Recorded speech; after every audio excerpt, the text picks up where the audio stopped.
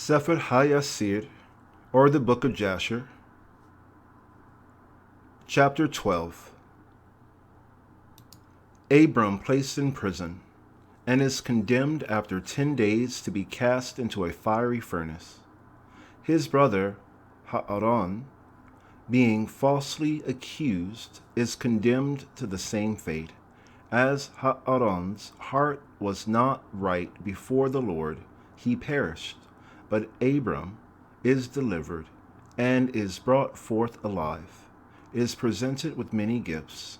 The king dreams of Abram, and again seeks his life. Abram flees to the house of Noah. Jasher chapter 12, verse 1. And when the king heard the words of Abram, he ordered him to be put into prison. And Abram was 10 days in prison. And at the end of those days the king ordered that all the kings, princes, and governors of different provinces, and the sages should come before him. And they sat before him, and Abram was still in the house of confinement.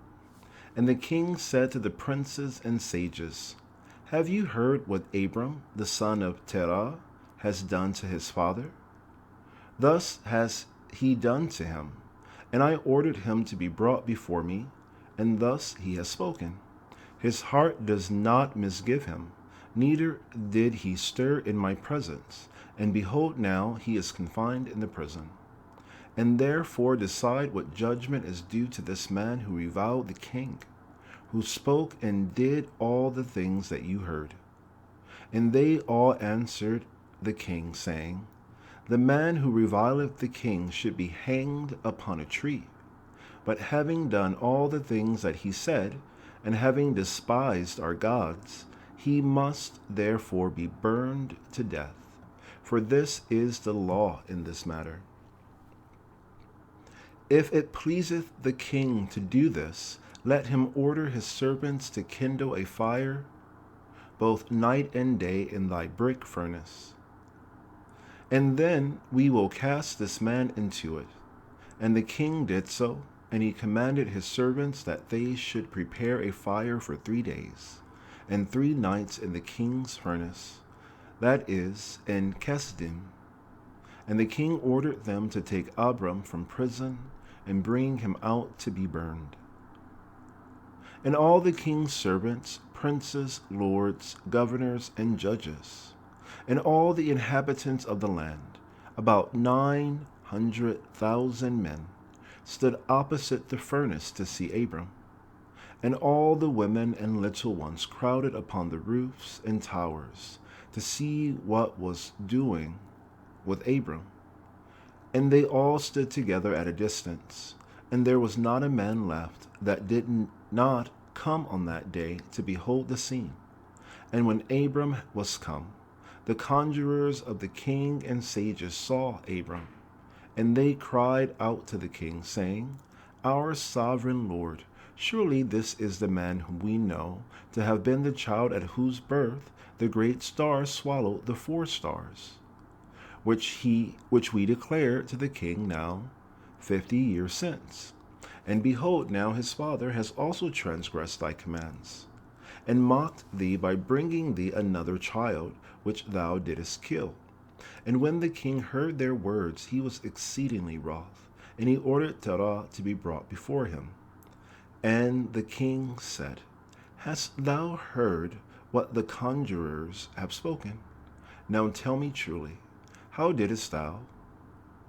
And if thou shalt speak truth, thou shalt be acquitted. And seeing that the king's anger was so much kindled, Terah said to the king, My lord and king, thou hast heard the truth, and what the sages have spoken is right. And the king said, How couldest thou do this thing, to transgress my orders, and to give me a child that thou didst not beget, and to take value for him? And Terah answered the king, Because my tender feelings were excited for my son at that time, and I took a son of my handmaid, and I brought him to the king. And the king said, Who advised thee to this? Tell me, do not hide aught from me, and then thou shalt not die. And Terah was greatly terrified in the king's presence. And he said to the king, "It was Haran, my eldest son, who advised me to this." And Haran, was in those days that Abram was born, 32 years old. But Haran did not advise his father to anything, for Terah said this to the king in order to deliver his soul from the king, for he feared greatly. And the king said to Terah, "Haran, thy son, who advised thee to this, shall die through fire with Abram. For the sentence of death is upon him for having rebelled against the king's desire in doing this thing." And Haran at that time felt inclined to follow the ways of Abram, but he kept it within himself. And Haran said in his heart, "Behold, now the king has seized Abram on account of these things which Abram did. And it shall come to pass, that if Abram prevail over the king, I will follow him. But if the king prevail, I will go after the king." And when Terah had spoken this to the king concerning Haran, his son, the king ordered Haran to be seized with Abram. And they brought them both, Abram and Haran, his brother, to cast them into the fire. And all the inhabitants of the land, and the king's servants and princes, and all the women and little ones were there, standing that day over them. And the king's servants took Abram and his brother, and they stripped them of all their clothes, excepting their lower garments which were upon them. And they bound their hands and feet with linen cords, and the servants of the king lifted them up and cast them both into the furnace. And the Lord loved Abram, and he had compassion over him. And the Lord came down and delivered Abram from the fire, and he was not burned. But all the cords with which they bound him were burned, while Abram remained and walked about in the fire. And Haran died when they had cast him into the fire, and he was burned to ashes, for his heart was not perfect with the Lord. And those men who cast him into the fire, the flame of the fire spread over them, and they were burned, and 12 men of them died. And Abram walked in the midst of the fire 3 days and 3 nights. And all the servants of the king saw him walking in the fire.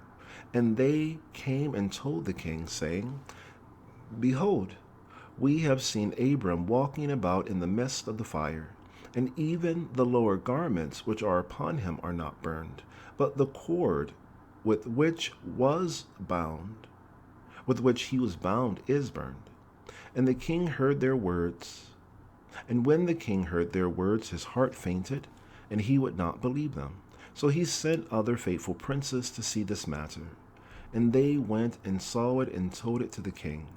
And the king rose to go and see it, and he saw Abram walking to and fro in the midst of the fire.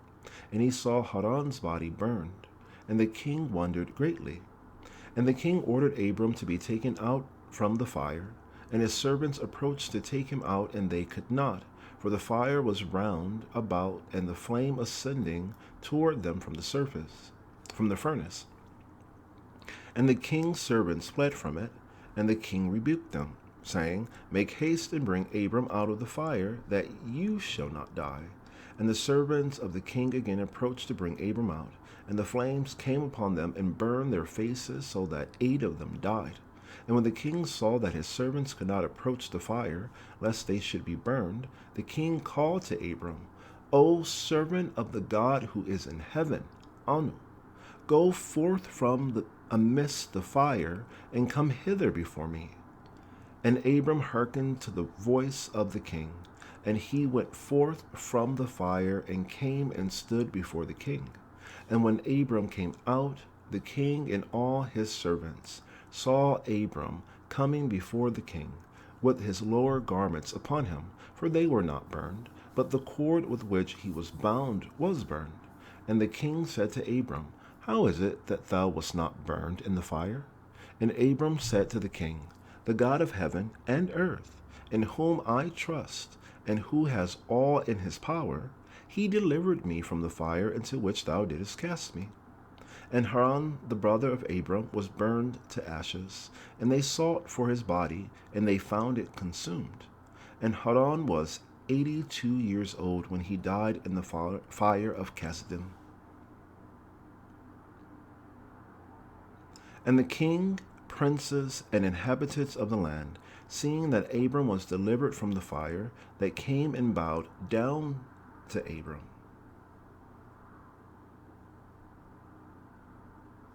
An aside, this is very likely how Abram adopted Sarah and her brother Lot.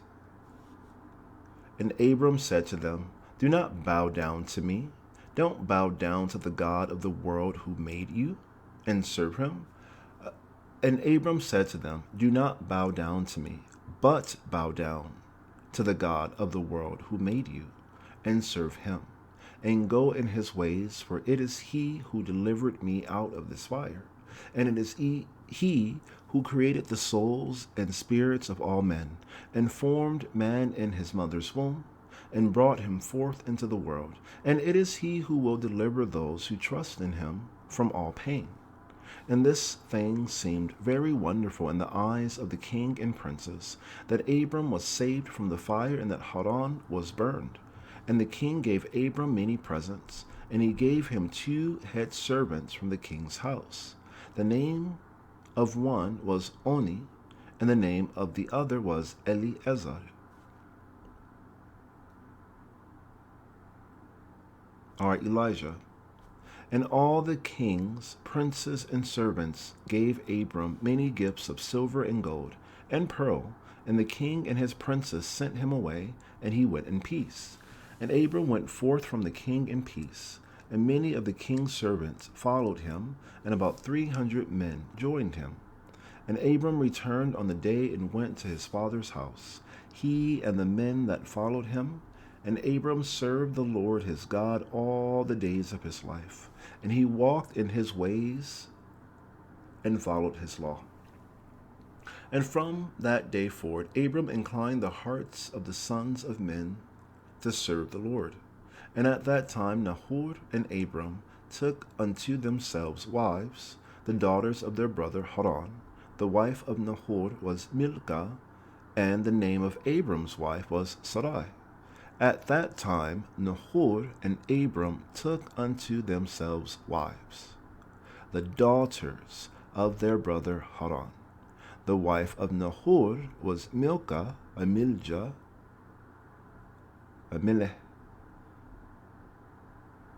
and the name of Abram's wife was Sarai.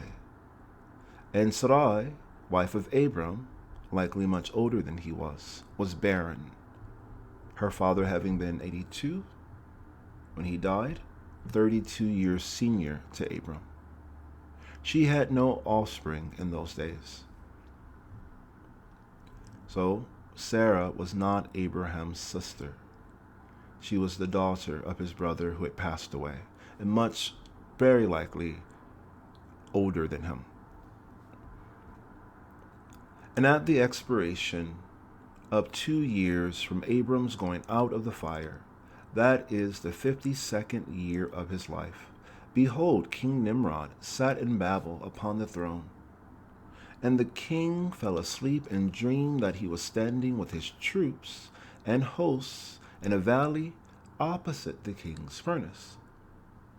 And he lifted up his eyes and saw a man in the likeness of Abram coming forth from the furnace, and that he came and stood before the king with his drawn sword, and then sprang to the king with his sword. When the king fled from the man, for he was afraid. And while he was running, the man threw an egg upon the king's head, and the egg became a great river. And the king dreamed that all his troops sank in that river and died. And the king took flight with 3 men who were before him, and he escaped. And the king looked at these men, and they were clothed in princely dresses as the garments of kings, and had the appearance and majesty of kings. And while they were running, the river again turned to an egg before the king. And there came forth from the egg a young bird, which came before the king, and flew at his head and plucked out the king's eye. And the king was grieved at the sight, and he awoke out of his sleep, and his spirit was agitated, and he felt a great terror. And in the morning the king rose from his couch in fear, and he ordered all the wise men and magicians to come before him, when the king related his dream to them. And a wise servant of the king, whose name was Anuki, answered the king, saying, This is nothing else but the evil of Abram, and his seed, which will spring up against my king and Lord in the latter days. And behold, the day will come when Abram and his seed and the children of his household will war with my king, and they will smite all the king's hosts and his troops. And as to what thou hast said concerning 3 men, which thou didst see like unto thyself, and which did escape, this means that only thou wilt escape with 3 kings, from the kings of the earth, who will be with thee in battle. And that which thou sawest of the river, which turned to an egg as at first, and the young bird plucking out thine eye, this means nothing else but the seed of Abram, which will slay the kings in the latter days. This is my king's dream, and this is its interpretation. And the dream is true, and the interpretation which thy servant has given thee is right. Now therefore, my king, surely thou knowest that it is now 52 years since thy sages saw this at the birth of Abram.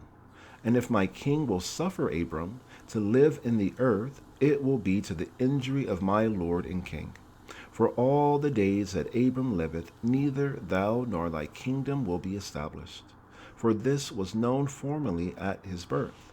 And why will not my king slay him, that his evil may be kept from thee in latter days?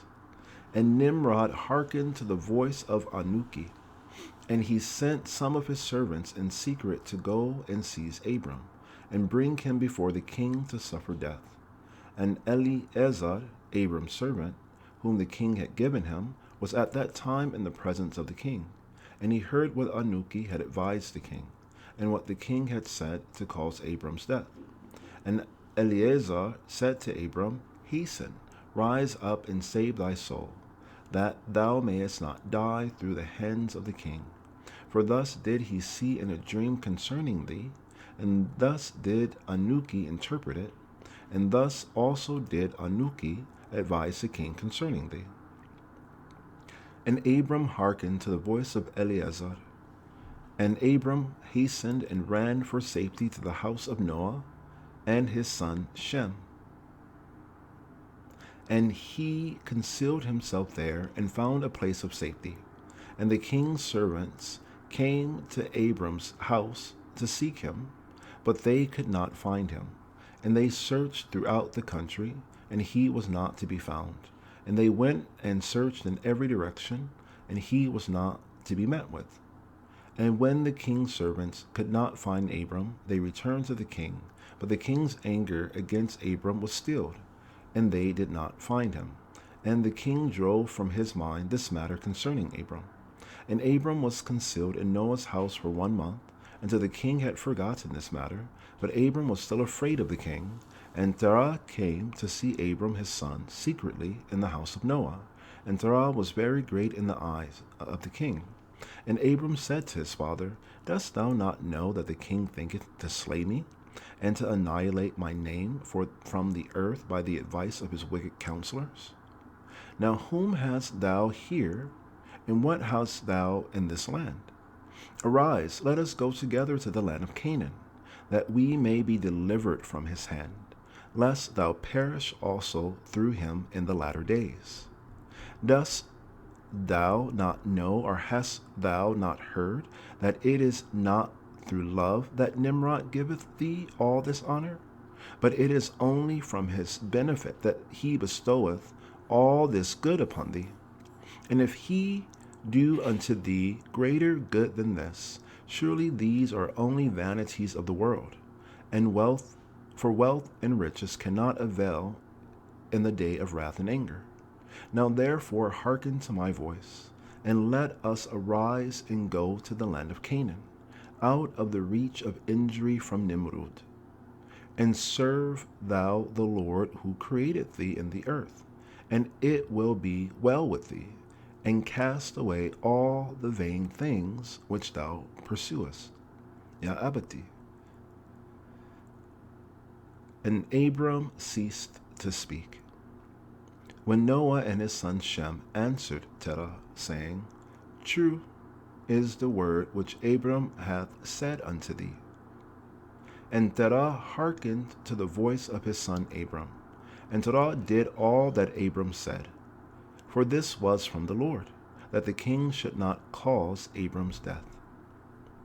Faithfully translated, 1840, from the original Hebrew into English, a reprint of photolithographic reprint of exact edition published by J. H. Perry & Co., Salt Lake City, 1887.